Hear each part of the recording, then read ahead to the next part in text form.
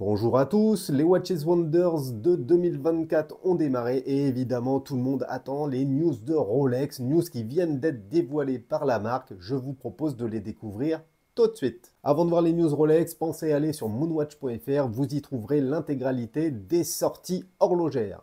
On commence tout de suite avec la première sortie. On s'en doutait un petit peu, il s'agit de la nouvelle GMT Master, une version monochrome, lunettes noires et grises. Le rendu est plutôt pas mal. C'est vrai que j'aime beaucoup. Perso, j'aurais joué le monochrome jusqu'au bout en utilisant une aiguille du second fuseau horaire également grise ou noire. Là, elle est verte, pourquoi pas? Et on sait très bien que le vert et le noir, ça se marie bien. On retrouve évidemment les caractéristiques habituelles, hein. Ici, on va avoir une lunette en cérachrome, donc dual color, noir et grise. On notera que la montre est sur le Jubilé, hein, le Jubilé qui avait fait son apparition sur la GMT Master, je crois, quand Rolex a réédité la Batman. Côté matériaux, rien de foufou, on est toujours sur l'Oyster Steel, hein, cet acier super résistant conçu et développé par Rolex. Et évidemment, cette GMT Master, elle est vouée à connaître un énorme succès parce que c'est l'intemporel de la marque à la couronne. Montre des Globetrotters par excellence, mais également montre Daily Watch. À l'intérieur, on va retrouver le calibre 32,85, calibre GMT, calibre Rolex ultra fiable. Ceux qui attendaient un caseback transparent vont être déçus, puisque ce n'est toujours pas le cas sur cette version de GMT Master. On continue avec la nouvelle Day-Date 2024. Day-Date, montre d'un raffinement rarement égalé. Ici, diamètre 40 avec un cadran ombré, ils appellent ça. En fait, j'ai l'impression que c'est ni plus ni moins qu'un soleillage. Évidemment, cette montre, elle est incroyable. C'est un banger sur le cadran vert olive. Montre qui s'arrache, hein, qui est incroyable, c'est clair, sur ce bracelet qu'on adore tous. Ici, on est vraiment dans le luxe comme Rolex sait le faire, matériaux ultra nobles, hein, puisqu'on est sur de l'or rose 18 carats, l'or qu'ils appellent Ever Rose. On est sur un diamètre intemporel, 40 mm, c'est ni trop petit pour paraître montre vintage, ni trop grand pour faire montre sportive. Donc vraiment quelque chose de très intéressant encore de ce côté-là. On retrouve également une autre déclinaison avec un cadran, cette fois-ci en nacre perlé, modèle peut-être un petit peu plus féminin, quoique faudrait le voir en vrai parce que ça se trouve ça peut être très très joli. On sent que Rolex cherche également à contrer un petit peu, hein, ce que peuvent faire d'autres marques. Je pense par exemple à GS avec des cadrans fous, et c'est vrai que les cadrans souvent chez Rolex on leur reproche d'être trop simples, et on va voir cette année que notamment avec la 1908 ils ne se sont pas contentés de reprendre des cadrans comme ils le faisaient par les années précédentes. Là on va vraiment avoir un travail de dial, un travail très intéressant.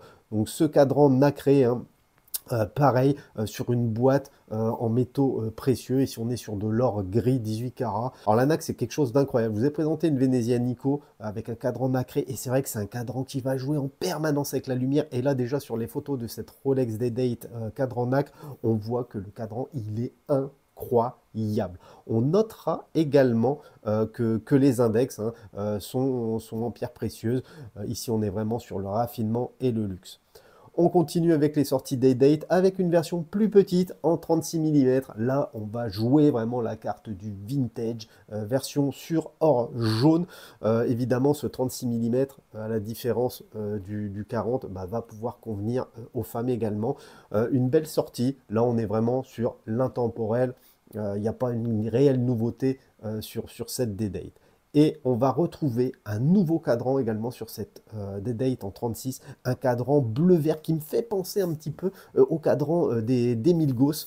Et ce cadran, hein, avec un soleillage très spécifique, bah, va venir s'amuser avec l'or rose et avec les index baguettes. On notera également ici que toute la lunette est sertie, donc on est vraiment sur une pièce luxueuse, une pièce d'excellence, comme Rolex sait les faire. Pour information, cette lunette, hein, est quand même composée de 60 diamants, donc je vous laisse imaginer, hein, sur 36 mm, le travail que ça représente, ce genre de sertissage, c'est vraiment de toute beauté. On continue avec mon plus gros coup de cœur. J'avais adoré cette sortie, je crois l'an dernier quand Rolex l'avait annoncé, la 1908. Là, elle revient avec un cadran bleu glace, cadran guilloché. Alors le guillochage est à la mode cette année, hein, après les Tsuyosa Small Second qui vont faire un carton. C'est certain que cette Rolex 1908 cadran guilloché bleu glace va cartonner. Elle est magnifique cette montre.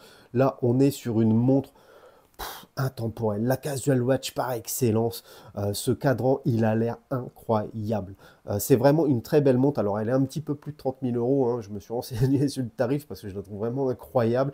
Évidemment, cette montre, elle reprend les codes des montres en platine de chez Rolex, hein. Les Detto cadran bleu glace comme ça sont les montres en platine. Ici, c'est également le cas, ce qui justifie ce tarif de plus de 30 000 euros. Cette 1908, elle est venue remplacer les gammes Cellini et je dois dire que sur les versions habituelles, j'étais déjà énormément séduit. Là, cette version en platine, je la trouve juste follissime. C'est une montre incroyable. En plus, elle est très fine, on est sous les 10 mm, ce qui est assez rare chez Rolex pour être souligné.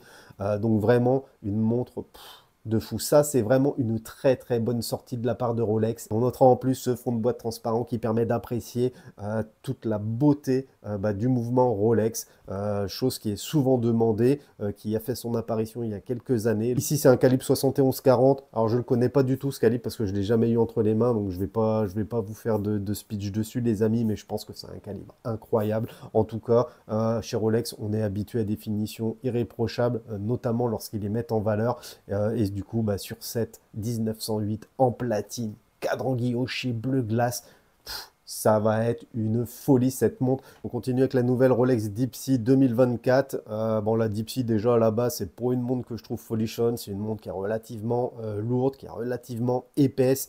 Ici, Rolex a trouvé le moyen de la faire encore plus lourde, je suppose, en la déclinant dans une version en or jaune 18 carats. Ça reprend un petit peu les codes de la Submariner Gold Blue, hein, qui est juste incroyable. Mais je sais pas, sur cette Deep Sea, je trouve que ça ne matche pas plus que ça. Mettez-moi en commentaire ce que vous en pensez, les amis. Cette année, Rolex a vraiment joué la carte du luxe, hein, avec l'utilisation de beaucoup de matériaux nobles, de beaucoup de joaillerie même. Ici, sur une Deep Sea, je ne vais pas vous cacher que je ne vois pas l'intérêt de l'or jaune. Je trouve ça même étonnant que Rolex propose ce genre de matériaux sur une montre professionnelle.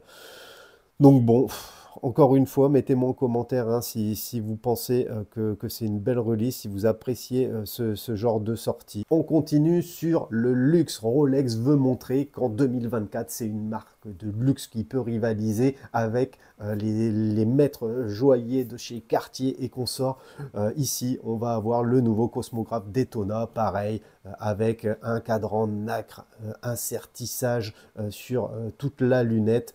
Rolex veut montrer qu'il maîtrise également le luxe et que c'est une marque de luxe. C'est vrai que ces dernières années, on les a un petit peu critiqués en disant finalement que c'est une marque de pauvres parce qu'il n'y a que les pauvres finalement qui souhaitaient acquérir des Rolex, ce qu'on peut appeler riches, les possédant déjà et s'orientant vers des marques un peu plus prestigieuses, vers du Lange & Söhne, vers du Patek, vers du Audemars, etc.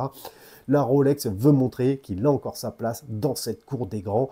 C'est clairement ce qui ressort, hein, de ce Watches Wonders 2024 et de ces nouveautés Rolex. Bon, je l'ai déjà dit, les amis, le Detto à la base, c'est un chrono que je trouve pas forcément spécialement lisible. Par contre, il faut reconnaître que c'est également un des chronos les plus confortables et les plus beaux en termes d'esthétique qui soit. Moi, j'ai la chance de posséder une version Biton avec mouvement Zénith, donc quelque chose d'un petit peu plus ancien, mais déjà, c'était exceptionnel. Aujourd'hui, on est sur des matériaux beaucoup plus modernes, beaucoup plus nobles, et évidemment, c'est juste parfait. Je sais qu'il y a une clientèle pour ce type de modèle, peut-être pas en Europe, mais en tout cas, il y a une forte demande sur ces modèles-là. C'est d'ores et déjà sûr que c'est pareil, ces montres vont être sold out assez rapidement. Comme toutes les Rolex, vous allez me dire, bien évidemment. À l'intérieur, on retrouve le 41-31 qu'on connaît déjà. Mais on notera que ce calibre n'est pas visible à travers le fond de boîte plein. Et pour finir sur les grosses annonces de Rolex en cette année 2024, on va parler de leur nouvelle Sky Dweller. Donc Sky Dweller, hein, la montre à complications de chez Rolex. Avant, on avait la Shelly Moonphase. Désormais, on a cette Skydweller qui fait un petit peu office de vitrine de l'excellence en termes de complications chez Rolex. Bon, c'est une montre qu'on connaît tous, hein. C'est une montre qui est assez épaisse et du coup pas forcément agréable à porter. Après, je sais qu'il y a les fans de ce modèle. Là, cette année, Rolex nous la propose en Ever Rose ou en or jaune. Encore une fois, Rolex veut montrer qu'elle a sa place dans les montres dites de luxe, les montres nobles avec des matériaux incroyables. Bon, c'est des belles pièces, clairement. Après, c'est une montre qui est déjà un peu confortable à la base. En plus, là, avec l'emploi de l'or et de l'or rose, ça va être une montre qui va être assez lourde, peut-être même trop lourde pour une montre type dress casual. C'est vrai qu'elle est assez difficile à placer, cette Skydweller. En tout cas, hein, sur les photos, évidemment, le rendu est vraiment sympa. On le sait que c'est une montre incroyable avec ce système de lunettes qui permet de shifter. Alors, j'ai jamais eu la Skydweller. Du coup, je connais pas trop le calibre. Je sais pas si le 9002 c'est un nouveau calibre qui a été réalisé cette année ou pas. Quoi qu'il en soit, j'ai pas l'impression qu'il apporte grand chose. Les amis, n'hésitez pas à me mettre en commentaire ce que vous en pensez. Donc voilà les amis, n'hésitez pas à me mettre en commentaire ce que vous pensez de ces annonces Rolex 2024. Est-ce que vous vous attendiez à ce genre de modèle? Est-ce que vous êtes satisfait de ces annonces? Ou est-ce que vous êtes un petit peu déçu? Vous êtes sur votre faim? À titre personnel, il n'y a vraiment que la 1908 cadran guilloché qui m'a émoustillé. La GMT Master, ok, bon, mais ça reste une GMT Master. Et pour les autres montres, on sent vraiment l'envie de Rolex de confirmer sa présence sur le segment du luxe et de l'ultra luxe avec des matériaux précieux et de la joaillerie. Pensez à vous abonner à notre petite chaîne si ce n'est pas fait. Je vais bientôt vous présenter les nouveautés Tudor 2024.